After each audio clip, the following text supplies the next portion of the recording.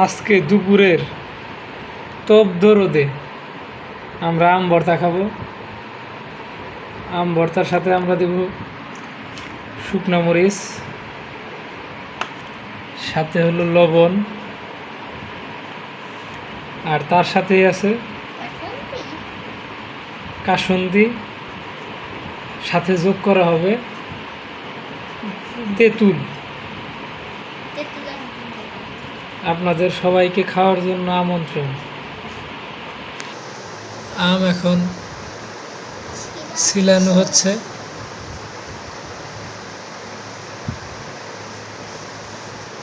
আমাদের আম ছিলানো এখন কমপ্লিট।